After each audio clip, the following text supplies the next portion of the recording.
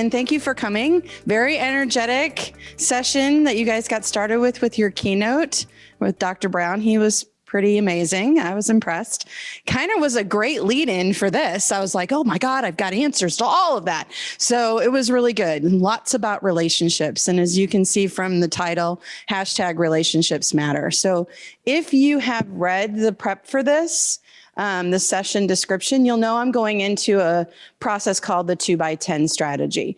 I want you to know ahead of time, I will be asking you all to do a little work. You'll have to actually do a little bit of the 2x10. So beware, if you're an introvert, like Dr. Brown said, it'll be okay. Take a deep breath, count to 10, let your body get ready. So you will have to do a little bit of this, not a lot. But to give you a little background on me, let me see, make sure this works. Yes. So I am a trainer, an MTSS trainer. So I live in the Kansas City area. I have been in education for about 30 years. So I started off as a special education teacher in a secondary building. And then I was a transition coordinator. Does anybody know what that is, like in the special ed world? Well, a couple people do. Excellent. So what I worked with students with IEPs, and I prepared them for life after high school. So I really like Dr. Brown's reference of the 3 E's: enrollment, employment, and enlist something he said with an E, right? So I really like that, and making that equitable. So I'd add a 4E to that, right? So everything I'm going to talk about today in terms of this 2x10 strategy, people will think this is for elementary students. This is for elementary teachers. They can connect with kids. This is actually for pre-K-12. So I want you to think about that, because the relationship piece, I'm going to talk about what you see on the screen here in a second. Thank you. There you go. What you see on the screen are my family. And relationships is really important, whether you're a teacher, a spouse, a parent. Relationships are important in every aspect of your life. So what I'm going to tell you is a story. You can't see it right here, so story works well. But the son that was on the far right corner of that screen, he has an anxiety disorder. He's had multiple panic attacks in his growing up life. And he and I had a really difficult relationship. So understand, it was not easy. It's this son right here. Now, mind you, success, he's in college. He's in a fraternity, as you can see from the colors there. Don't ask me what the name of it is. I don't remember. So, and then as I will add to this, I added a daughter-in-law this summer, which was awesome. She's pretty amazing.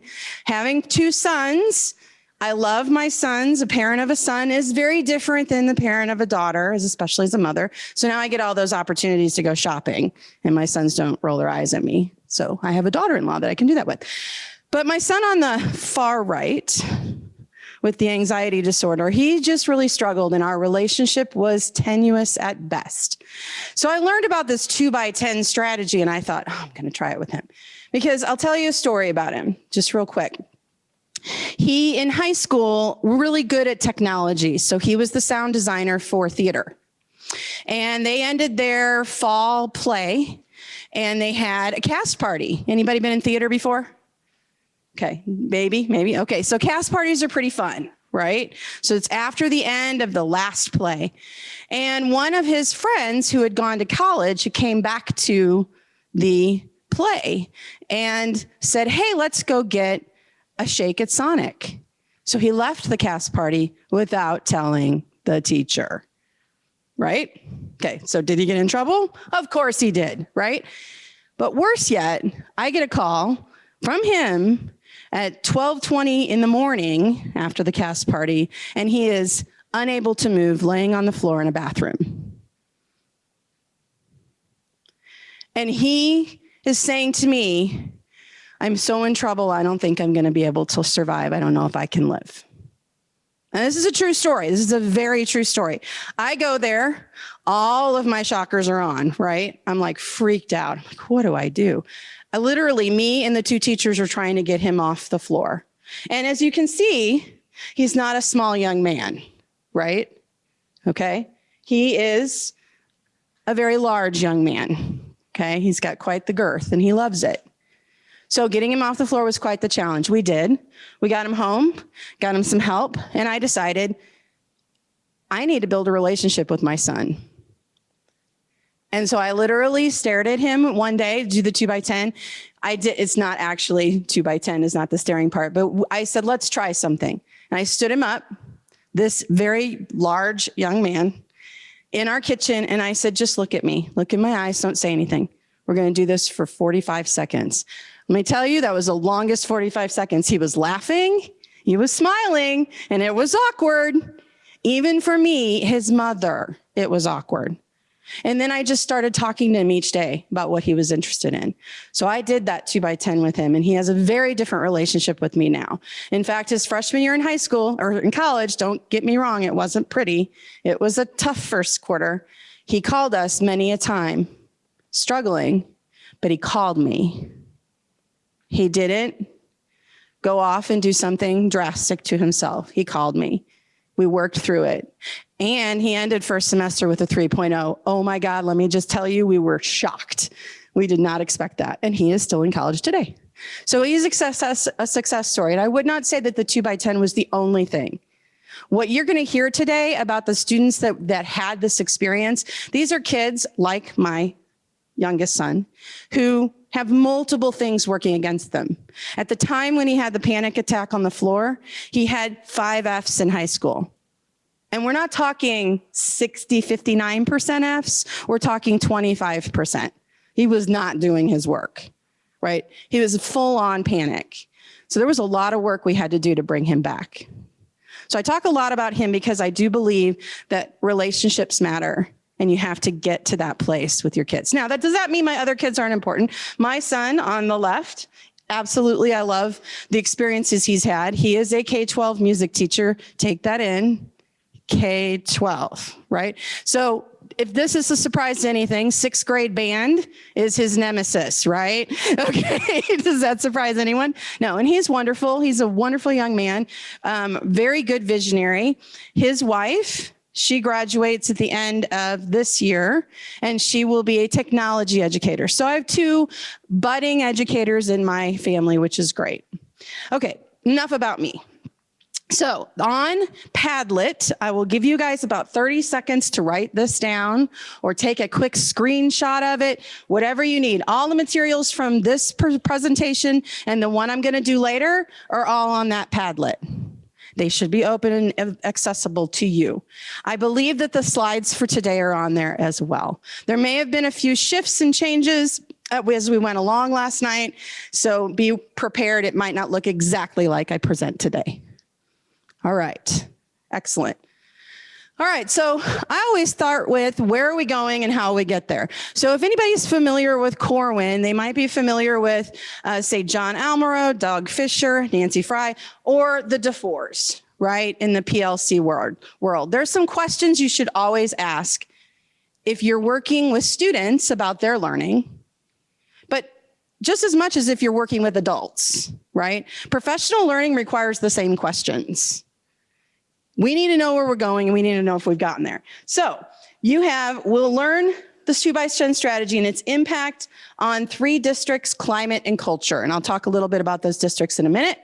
The success criteria, you'll be able to identify the characteristics of the 2x10 strategy and how it is implemented in schools.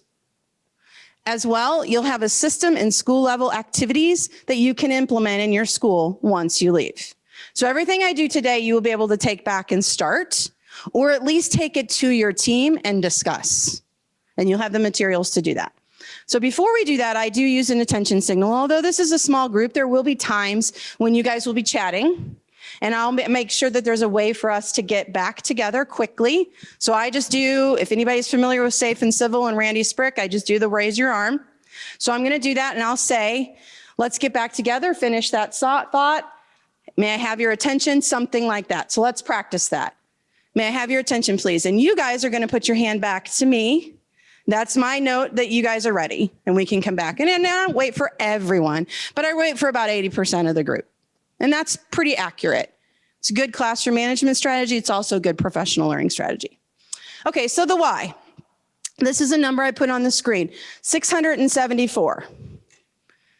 Now, this is not my son's school, so note to self, the F's that he had were personal and for him only, right? But this was a suburban Midwestern high school with approximately 1,000 students. And this was the fall semester 2 semesters ago. So when we all came back from the pandemic, now mind you, this was a school that was only hybrid 1 day a week. So they were in person 4 days a week. So we can't really blame the pandemic on this, right? So this is the number of F's in the first semester for suburban Midwestern high school. We think maybe 674 kids had an F in first semester. I'm going to tell you, probably quite a few of them did, but a large number were kids who had multiple F's. Okay, so keep that in mind. Here's another example of where they were. In this year, 2017-18, they had the best graduation rate in the state. So the question at the bottom, is this a student problem or a systemic problem? What do you think? This is not a rhetorical question. You can shout it out. Do you think it's a student problem or a systemic problem? Systemic. That's not really a shout, but that's okay. You can be silent. So yes, it is a systemic problem. Now I'm going to give you a little background. So some people will say, well, what happened here, right? Okay, so now, mind you, this is not the only factor, but it is one of them. There was an administrator change from 1 year to the next, okay? That's not the only thing that happened. There was a grading policy change that happened and remained. So when I say it's a systemic problem, it is. Policy is system. There was a grading policy that changed. There was an effort on the fact of staff that changed. There was an accountability that changed, and they noticed it. It took them a long time, though. Look at that. 3 years of lots of F's before they figured it out. What did they do? That's what we're going to talk about today. They figured it out, and I'm going to tell you, it was the leadership team that figured it out. And they were the loudest saying, we have got to fix this. Because not only did they go from the highest graduation rate in the state to they went from like 97% to 90%. So they were still doing well, graduating kids, but it was a stark difference in 3 years, right? So they said, we got to figure something out. Now, I worked with this district, and the other two that you're going to see, I worked with them as a Kansas MTSS state trainer. That was my job for about 10 years. I now work for a national organization called WestEd, and I do the same thing. I do MTSS trainings all over the country. Okay, so I work with districts regularly in schools on this very thing. So what you're going to see is, what did they do? They do what's called the 2x10, and I'll talk about that here in a minute. But before we do that, this is where you're going to have to turn and talk a little bit. So get out of your comfort zone a little bit. So there's a quote here: the quality of a person's relationships and social interactions shapes their development and health, both of the body and the brain. I want you to now read that to yourself.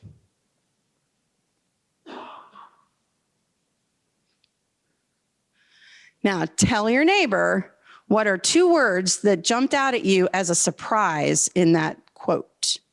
Turn to a neighbor. You might have to move closer if you're further apart. Turn to your neighbor. If you're on Zoom, type it into the chat. What are 2 words that stood out to you as surprising? I didn't expect that in that quote. All right, this is when I use my ascension signal. Finish that last thought. Thank you. I got some people to raise their hands. Excellent. Okay, so how many of you said the thing that surprised you is that it's the body and the brain? Raise your hand if you thought that. Absolutely. Oftentimes when I read this to myself, and I see this quote a lot, that's the part that surprises me. Actually, the part of that surprises me the most is the body part. Like, I think social interaction should impact my brain and how I think and how I interact with people. But the thing I notice the most is the body. Like, your heart rate changes, your shoulders relax if it's a good situation. If it's not, your shoulders do not relax, right? So there is something that's a visceral reaction in your body when you're having a positive social interaction with someone, or when you're having a negative one. And so sometimes as educators, we have to figure out our bodies first so that we can then engage the students where they're at. And that's part of what the 2x10 helps us to do. Okay, so every interaction matters. And I tested this, but it didn't quite work. So we're going to see if it works now. Let's see. All right, everybody, Saturday morning, Fall Creek, Wisconsin, 1 minute walk to work, and here's what I'm thinking about today. So first of all, it's 4 degrees out, which means that the 1 minute walk to work is going to turn into a 30-second drive to work very soon. Second thing I'm thinking about is that, I don't know if you've seen this aging challenge on social media, but it got me to thinking about things years ago. And so before I was a principal and after I was a teacher, I was a counselor in Ashwaubenon, Wisconsin. And so I used to go into classrooms, and when I went into classrooms, we'd do an icebreaker activity to kind of start. And one of the icebreaker activities that I did was I told kids we were going on this picnic, and they had to bring something to the picnic, but they had to figure out that the thing that they could bring had to start with the same letter as their first name. So, Peter could bring pizza, San Filippo could bring soda or whatever. And so fast forward 10 years later, and I'm back in Ashwaubenon connecting with a former student who actually just graduated with an education degree. Congratulations, Jake. And of course, so we get in that moment and we take the selfie and we post the selfie, and there was a response to the tweet. It said, "Are you bringing sandwiches to the picnic?" And I had to look at it for a second, and I'm thinking, what is he talking about? But then I realized that it was from the activity. Now, here's the thing about the activity. I did it one time, 10 years ago, and that's what the kid remembered. 10 years ago. It got me to thinking, every interaction matters because we never know which one they're going to remember. So the leadership challenge for next week is simply this. Be intentional with every interaction, because it could be the one that they talk about 10 years later. We work with kids. I gotta be honest, I can make you a promise. You're gonna be remembered. The only question is how. That's all I got, man. We're all in this thing together, people. Have a great week, everybody. Go Crickets! Sorry, it gets very complicated. So that's Joe Sanfilippo. So when you heard the Sanfilippo, you're like, whose name is that? Now, how does that work with sandwiches? He was the superintendent of the year in 2019. As you can tell, he works in Wisconsin, Fall Creek, Wisconsin. And he does this every week. He'll do this leadership challenge, and he posts his 1 minute walk to work. Clearly, he has 1 minute between his house and the district office. And so he does these leadership challenges. And I just think the takeaway from that is that, 10 years ago, one time, that's what they remember. Let's make sure that when we're in those interactions with kids, that we're thinking about this could come back 10 years from now as what they remember. Let's make sure it's something that's memorable in a good way. Okay, so Dr. Brown did mention originally the end of his presentation about ACEs. So how many of you are familiar with adverse childhood experiences? Please raise your hand. Okay, so quite a few of you. So I'll just give you the very, very short synopsis. ACEs was a study done by Kaiser Permanente about 15-ish, 20 years ago, where they looked at individuals, adult individuals, and they charted the various experiences they had in their childhood. And they rated them, there's 1 through 7. There's 7 items on the scale. And they are childhood trauma experiences. And what they found was that in our nation, and pretty much now that they've done this study multiple places in the world, that about 67% of us have at least one ACE. So some of those ACEs are things like divorce. They are things like living in the house with someone who has substance use issues, having a parent that's been incarcerated, being abused, all of those things. So the purpose of doing that study was to see, okay, what happens to them in adulthood in terms of their health? Well, if you had 2 or more ACEs, the chances of you having things like COPD, cancer, asthma as a child, ADHD as a child, increased astronomically, exponentially. So in 2019, this researcher, last name Bethel, decided, well, wait a second. Some people have ACEs, and they are still successful and they have good health outcomes. Why? So she studied it and she found promoting positive childhood experiences like a child, having a safe, stable, supported relationship with a parent, or at least two non-parent adults may reduce in adult mental health problems and trauma and health issues, even if they had a high ACE score. So think back to Dr. Brown. He had his grandfather and his grandparents. He had, as he said, multiple teachers, his principal in elementary school. He had those two non-parent supportive adults, positive relationships. So the opposite of ACEs is PCES, P-C-E-S, positive childhood experiences that can overcome, not erase, adverse ones. So when you think about who do children see more, as much, if not more, than their parents in a day? Go ahead, say it. Teachers, right? So we are the one of those two, or we could be all of those two for some kids. So how do we do that? Great segue, the how. Okay, so relationships matter. While we know this, we often don't know how to establish the relationship. We don't have those increment steps. Some of us are introverts as teachers, and it's not easy, and it's pretty awkward for us to engage in just those natural conversations with kids that are not academically related. That's hard. Some people really do need nuts and bolts to get there. So it starts with hello. And I use the word hello. I'm not going to pull up the Adele song, so don't worry about that. But I pull up the word hello because I interviewed some of the teachers that did this process. And one of them, she said, it's the hello. 2 by 10 is just the start. In fact, a lot of people will say 10 days, and you'll find out what that means. Shouldn't we do more of that? Yes, you should. And in fact, 10 days is just to get you started. It's just to open the door. It's the hello. All right. So we're going to hear Joe again. This is a little shorter. His 1 minute walk to work the last time was more than 1 minute. This one is less than. Let me see if I can get it to work. Go Crickets. All right, by Fall Creek, Wisconsin, Saturday morning, 1 minute walk to work, and here's what I'm thinking about today.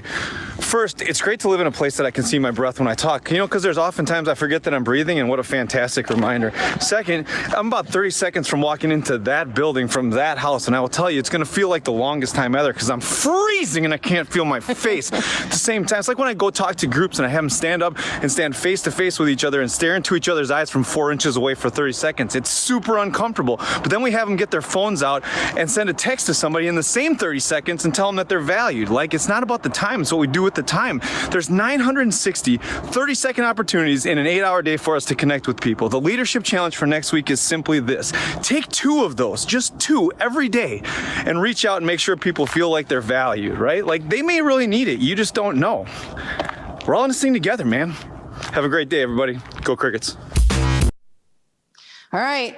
Yes, I'm going to ask you to do that. I said you're going to get out of your comfort zone a little bit. So stand up. I know you're all like, I really don't want to do this. It's okay. It's only 30 seconds. There's 960 of these in a day. Remember, it's only 30 seconds. Now, I want you to just walk around the room. I'm going to give you a minute to find someone. Introduce yourself while it is 30 seconds of silence. I don't want you to stand there and stare at the person and not know who they are. So introduce yourself, tell them who you are, and then I will start you. So you got 1 minute to find a partner to stare into their eyes. It may be awkward. It's okay. Trust me. It's not going to lead to anything weird. Introduce yourself.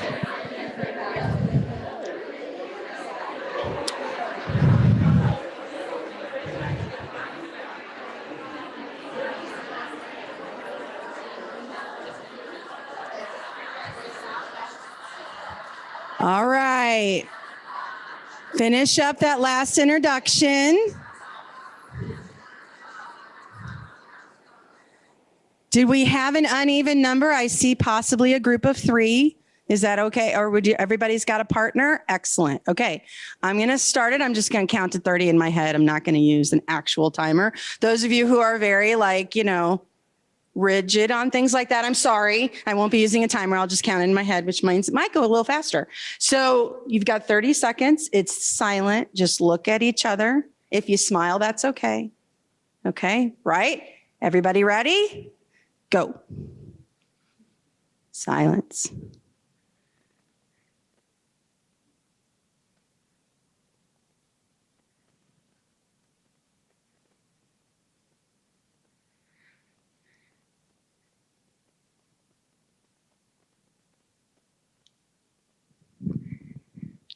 Okay.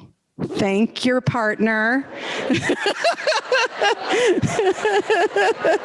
Thank your partner.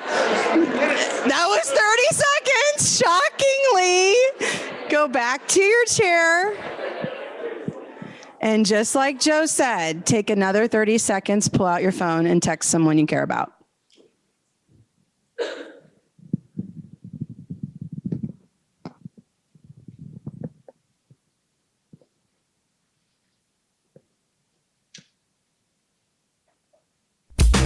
It does that. I'm sorry.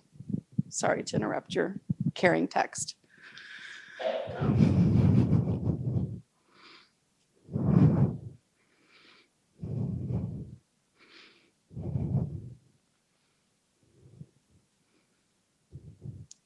Give me a thumbs up when you've sent your text and you feel you're ready. A few people still texting. It's great. Those people who are going to get those texts are going to really feel valued and loved. That's good. Excellent. They're going to be like, why are you texting me? What are you doing? Should I be worried? No, you shouldn't. All right. So was that awkward? Yes. And poor people on Zoom, I apologize that you couldn't do the 30 seconds, but if you could see the looks on the faces, people on Zoom, you'd know it was awkward. It was awkward. But did you get through it? Yep. Did you get kicked? Did you get hit by a kid? No. Right? It's going to be okay. Doing this process, it's going to be okay. It's going to feel weird. And trust me, the kid's going to be like, what are you doing? Like, why are we doing this? But over time, they'll be like, oh, that's my person. That's the person in the building I can go to when I have a real problem. Right? Okay, so the 2x10, here is it, the nuts and bolts of it. Teacher spends 2 minutes a day for 10 days getting to know the student. Now here's the kicker. You have to do something that is the student's choice. You can't start the conversation with, hey, how are you doing on that assignment I sent you last night? Oh God, no. That's not going to build a relationship, especially because typically, and you'll see, you should be not picking the easy kids to talk to. You need to, if you're going to do the connections list, which I'll show you in a minute, you should be picking the kids that are the hardest to connect with. And they probably didn't do your assignment last night, right? Okay, so do not bring up academics. Do not. Bring up whatever the student's choosing. And it may take a while for you to figure that out, right? You might not know the video game that they spent all night on. You probably know. You probably have some idea.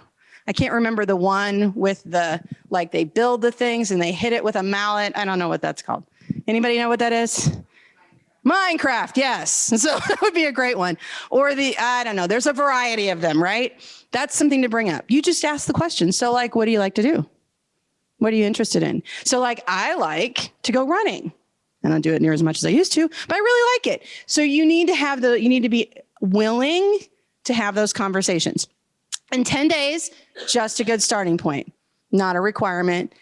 It's just where you start. And you'll continue to have conversations with the student, but it won't feel as awkward after 10 days. Okay, then the connections list. This is where kind of the rubber meets the road. The connections list is the way you identify the who. Teachers identify students or students identify teachers. You can do it either way. That they feel they have a connection with. Now, a lot of people, they're going to ask me like, so do I define connection? Is there like an operational definition? No, don't define it. And I rarely say this as an MTSS trainer with anything else, but it is in your gut. But don't trust your gut on anything else. Like don't look at it, say my gut tells me that that data should be blah, blah, blah, blah. Don't do that. But when it comes to this, trust your gut. You know you have a connection or not. And the kids absolutely know if they do, right? So that's the key. Don't make it bigger than it is. Do you think you have a connection with the kid? Okay, then maybe. And then you can do it one of two ways. You can either put the rosters on a table of your entire school and have the teachers walk around and just put a dot next to the name of the kids. that they have a connection with. You can put chart paper along the wall and they can put their dots on there. Or you can do a Google form if you're really up to snuff with stuff like that, you know, because it could be fun that way. But you don't have to get really high tech with it. You just need to know who. And most importantly, you need to know who doesn't have any dots. Because those are the kids that need the 2x10, right? Okay, so that's how you put them together. You look for the kids that don't have a connection. They have either 0 or 1 dot next to their name, and those are the kids that you pair up with a staff member to do the 2x10.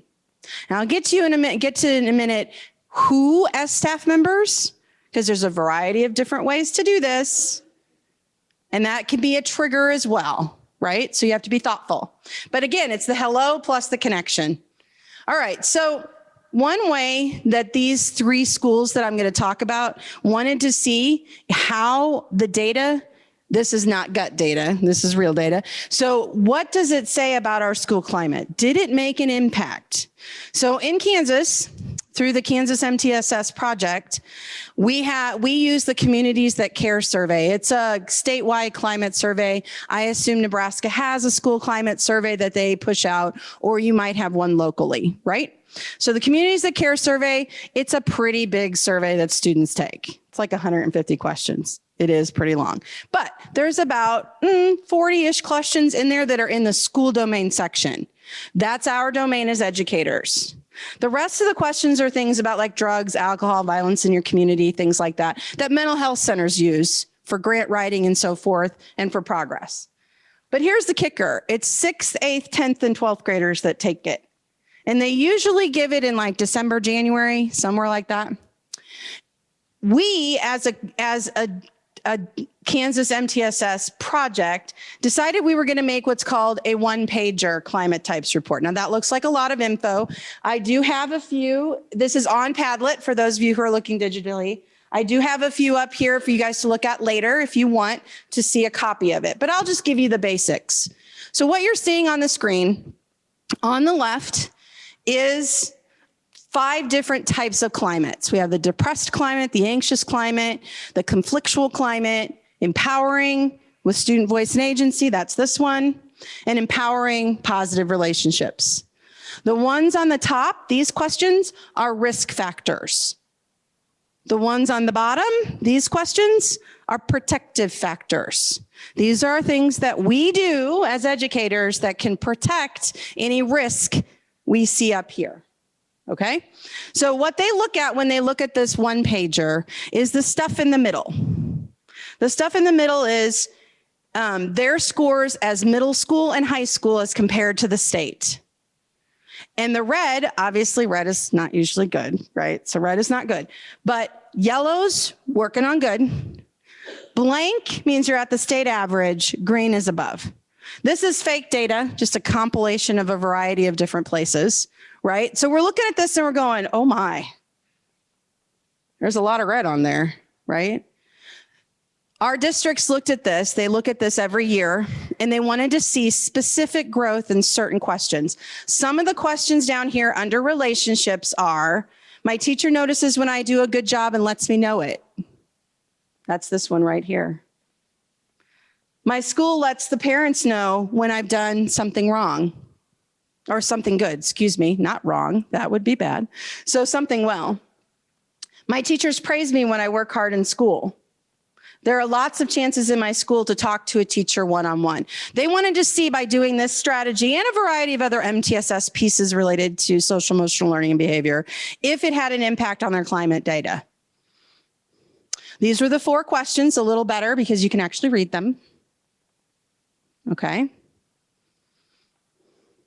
And these are the districts. So I'll tell you a little bit about the 3 districts and then show you their data on the climate survey. So the District A on the left, this is the one you saw the 674 Fs at the beginning about. That's this district, okay? So suburban, mid-sized, you can see the demographics at the bottom. The middle district, a rural district in central-ish Kansas. Little higher free and reduced, same-ish numbers of EL. little higher number of students with disabilities.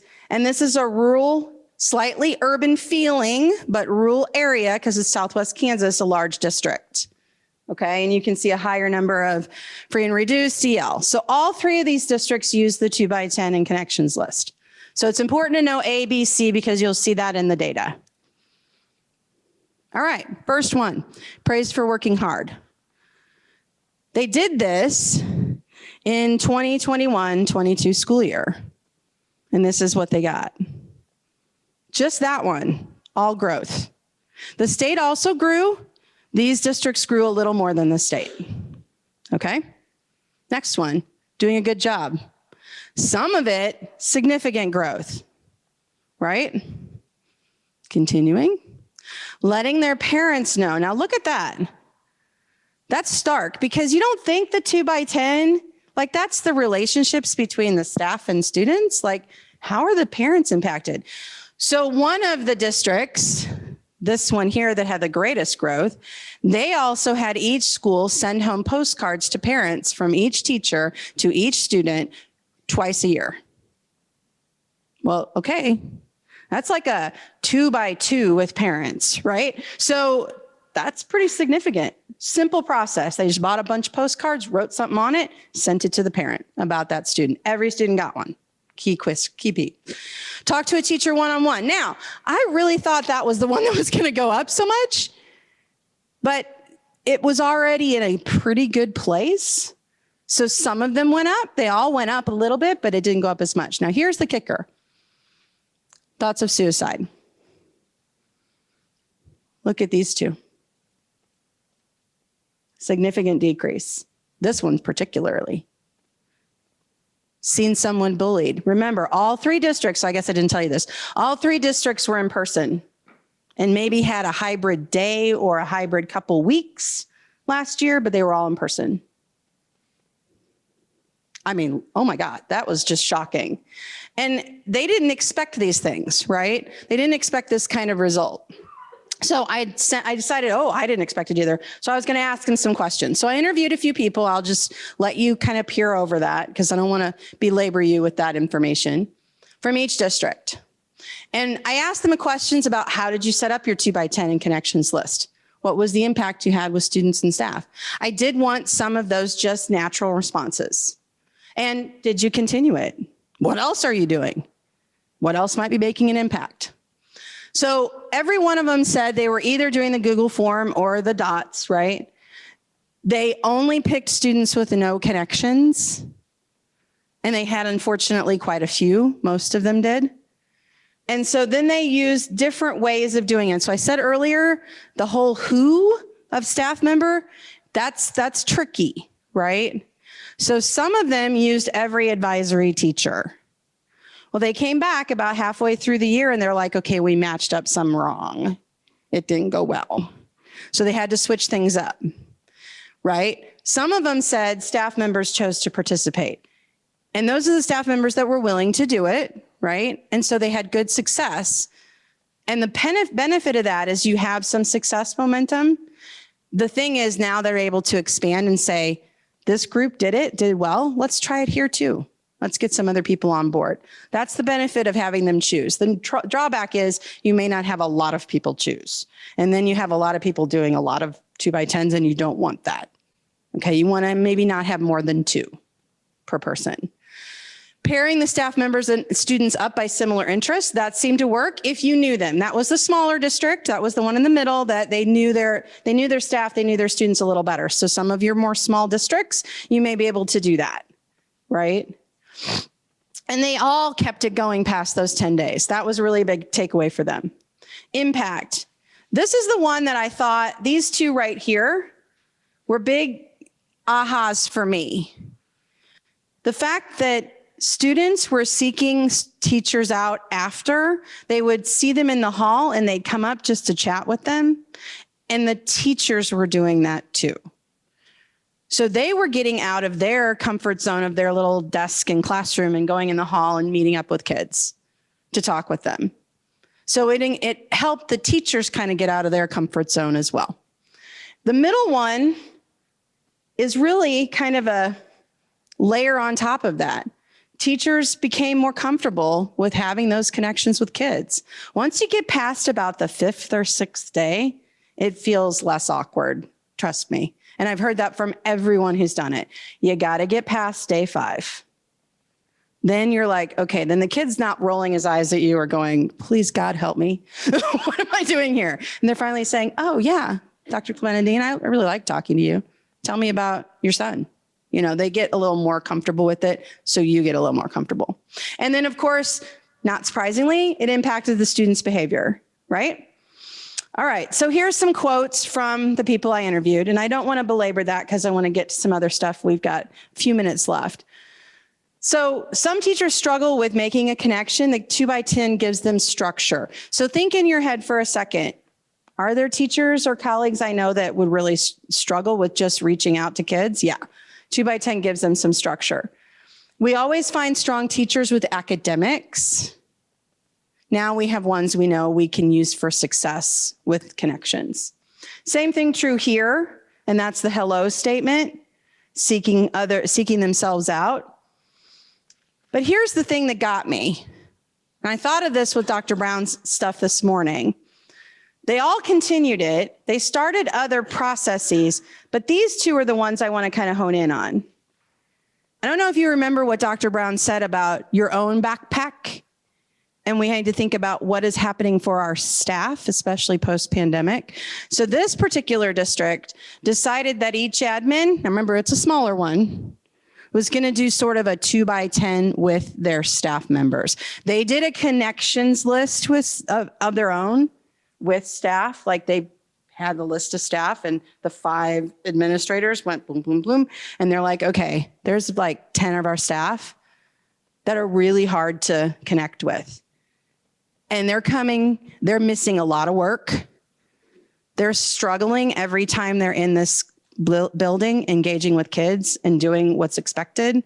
Maybe I need to step out of my comfort zone and connect with them. And they started doing that this past year, towards the end of the year, second semester. So I thought that was pretty cool.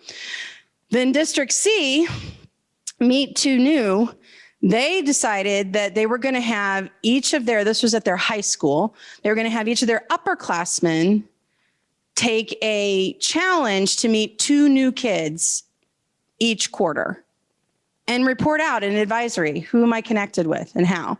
So that was their next step with it. So they all tried it, kept it going, and it was successful. So there's some other data quotes. I won't go into those, but I do want to get to the course grade data because I think it's kind of a big takeaway. So not only did District A's high school course grades change, but so did their middle school. This was over the course of the year. You can see a stark change. And I asked the assistant principal at the time, who had been at the high school previously as an interventionist, so he had seen this process in place and wanted to have it at the middle school, and understand the middle school had a lot of things going on that were not good systems pieces. So he brought this there. And I said, so what do you think was the impact? He goes, well, it's absolutely the 2x10 and connections list. Is we haven't really done anything else. Is we're doing that. And so teachers are now, once they've connected with kids, they're actually pulling them in to work on their assignments and get them turned in. Because these Fs are not because kids don't know the work. Some of it is. It's because they're not completing it, right? We all know course grades are more about compliance and student being a student than it is about actual performance and mastery. So that's a big takeaway. Here's another big takeaway. Remember this high school, right? These 259 last year.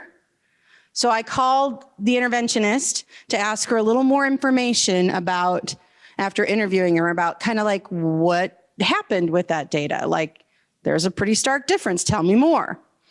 So here's the more.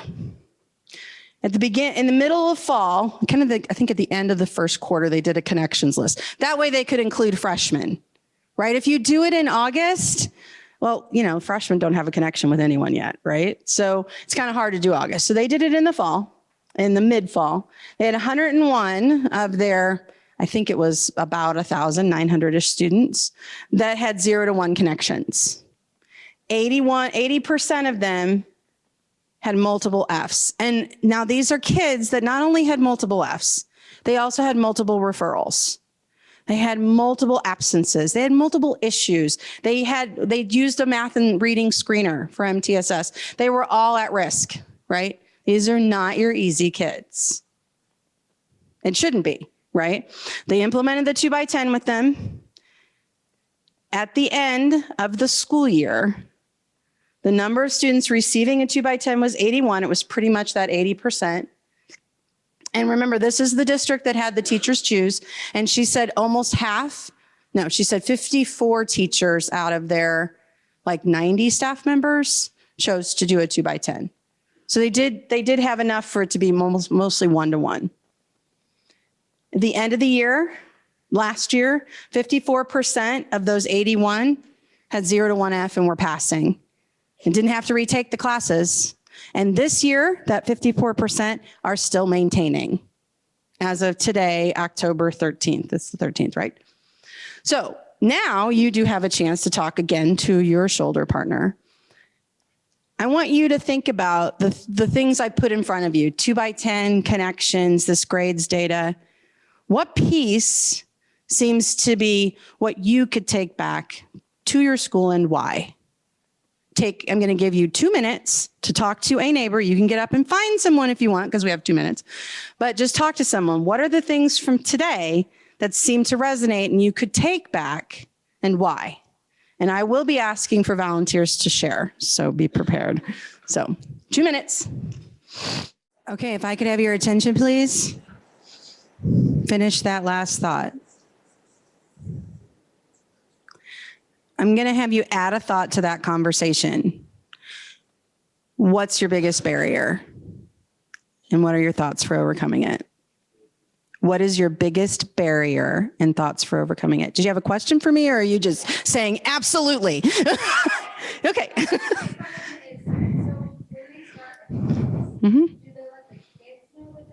Ah.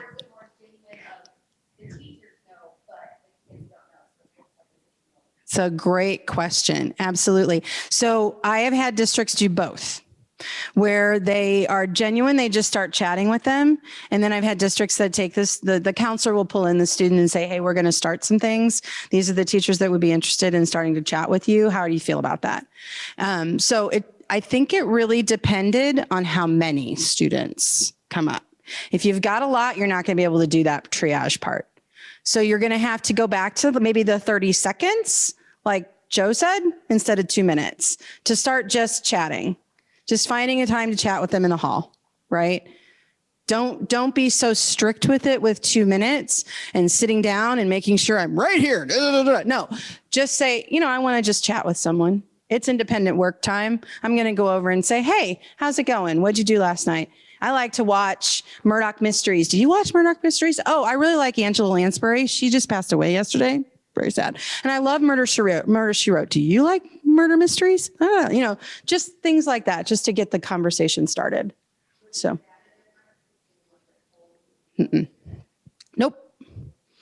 Nope. The school climate data did not change. I would say what probably changed, the ones that I said, the advisory teachers, everybody did it and they had to fix it. Those are the ones where they had just a lot of kids and they had to switch. So they really did try to be like stringent with it, and they had to switch back to someone else doing it, or, maybe more natural instead of telling the kids ahead of time. So yeah, it's a good question. Thank you.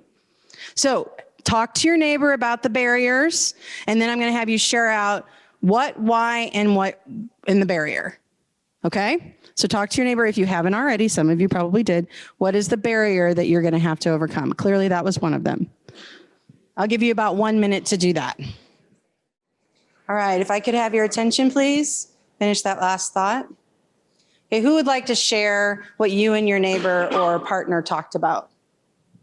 And I will walk to you. So give me a chance, because I'll have to put you on the microphone so the people on Zoom can hear you. Who would like to share? Oh my God. See, this is when everybody looks down. Don't look at me. Please don't look at me. I don't want to share. I don't want to say anything. Okay, yes, I'll go to you. Thank you. Excellent. I'll come to you. Go ahead.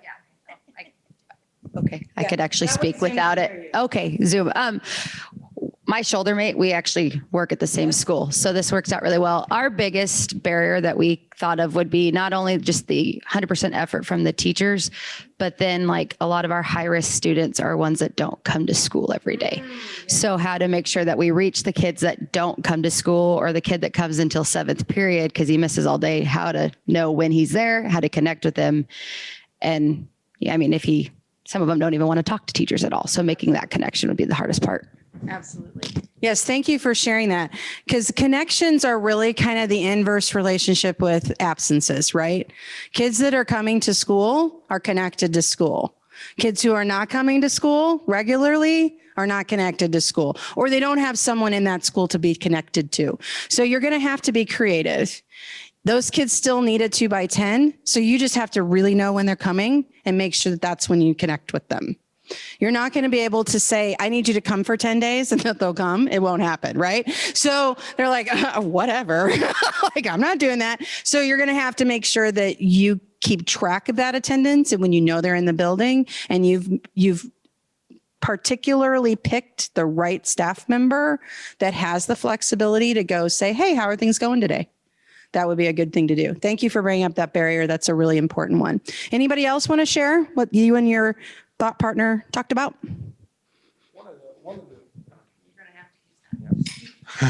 Sorry. One of the things we talked about, a lot of this feels very similar to the teammates mentoring program we've got. Yeah.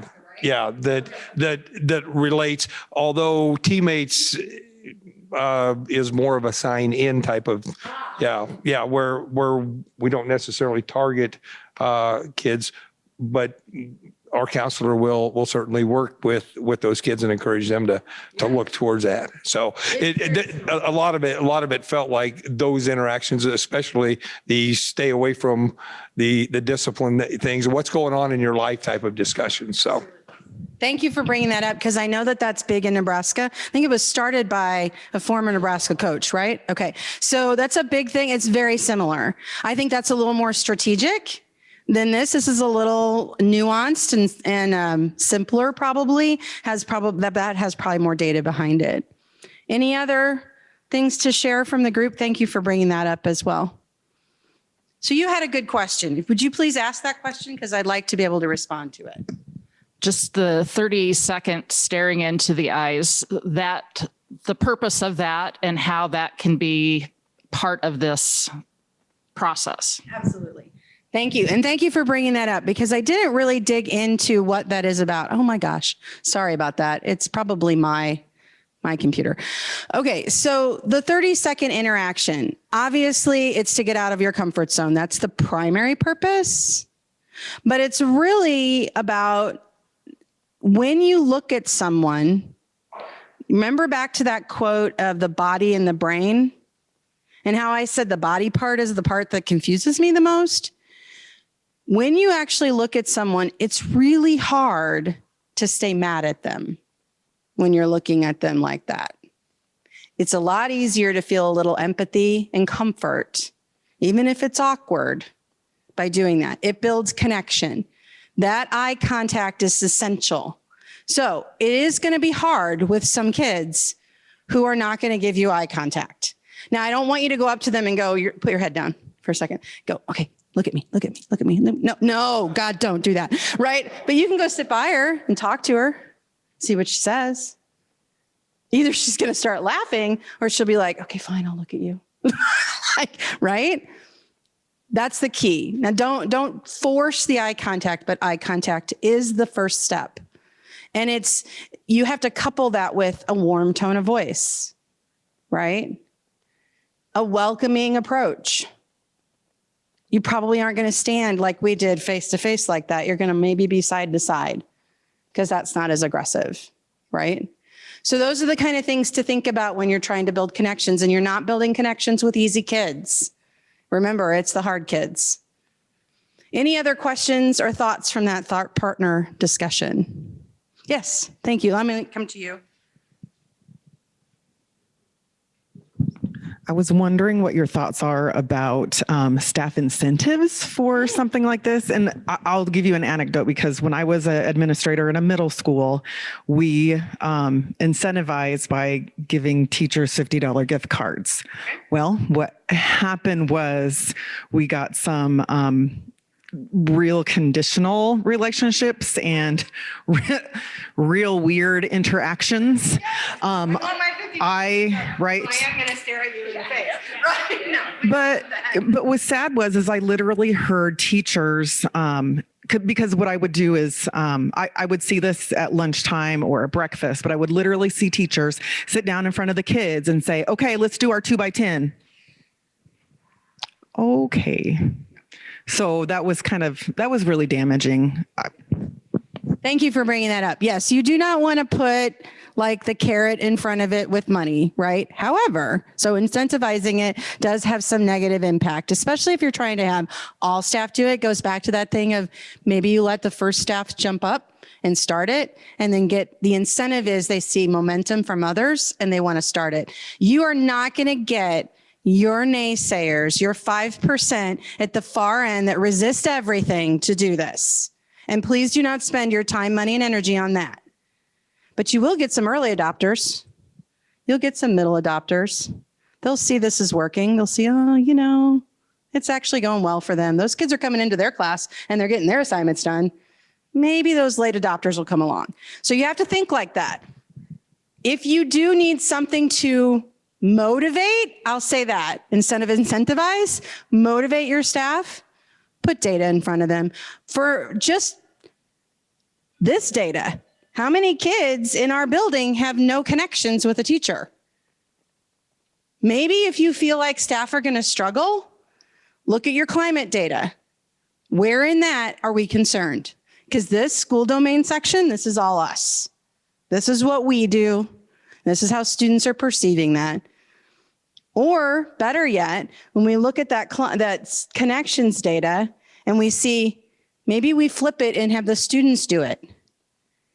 And we see there's kids that self-identify that they have no connection with anyone in the building. And then you lay all the other data alongside that and you say, those are our kids that are the most at risk. What are we going to do for them? Because if we work with things with them, the numbers will come along for everyone else, right? Because it's just good practices. Okay, we're going to round out with relationships matter. While we know this, now we have the how, right? It starts with hello. And the last thing is, did you meet the success criteria? So I'm just going to ask you to give me a thumbs up or a thumbs down. I'm going to circle the item. Did we get there? Are you able to identify the characteristics of the 2x10? Give me a thumbs up or a thumbs down. Head nods work as well. Thank you. And then do you have a system or school level activity you can take back after this? Thumbs up, thumbs down, or heads nods, or head shake. Okay, excellent. Thank you. So you do have this as a QR code that you can use to provide feedback on this. I am open now for questions. I know we've had a few. We've got about 5 minutes left if you have any questions for me about this process. Yes, okay. I'm sorry, say that again. I had a question in my chat. Did I have a question in my chat? Okay. And then I'll come to you. The Zoom question was, what was she just discussing with the parent permission that the school had them sign at the start of the year? Okay. So thank you for asking that, because it was in a small group discussion. So yes, the communities that care climate survey in Kansas, it is an opt-in. So the parents sign a permission form at the beginning of the year for their students to participate in that. So they do it in enrollment and they get a pretty high response rate of which students are completing that. So that was the question from there. Okay. And then you had a question? What would be the best strategy if the student just sits there and doesn't talk to you? So this is where that's a great question. It's best to just try the 30 seconds first, and you're going to do it longer than 10 days. Because I say they'll roll their eyes and finally give in, and that's probably not the best way to describe it, but eventually they're like, okay, I'll start talking to you. Like you're making an effort. So the best strategy is to start small, just to ask a couple questions. If they don't say anything, then you just talk about you. Say, hey, I watched whatchamacallit. Like I said, I watched Murder, She Wrote last night because I miss Angela Lansbury. Have you ever watched that show? And see if they open up. And they'll be like, I don't even know what you're talking about, ma'am. But that's the start small. If they don't answer about themselves, you can say a little bit about you, and that will get them open. And if it's class time and you feel like it's because there's a lot of kids around and they're feeling really awkward, just try to catch them in the hall. Walk down the hall and say, hey, you're going to lunch. Can I walk with you? That works just as well. Okay. Does that help? Okay. Any other questions for the good of the group? Excellent. Well, thank you very much. And I hope this has been helpful for you. And if you have any questions, my contact information is on PowerPoint. And I have some cards up here that you can use to contact me as well if you want. Thank you. Absolutely. Presenting. And please fill out the evaluation. We need your feedback. We do look at all of that. So the more information we have, the better we can do for you next year and the years to come. Thanks, everyone.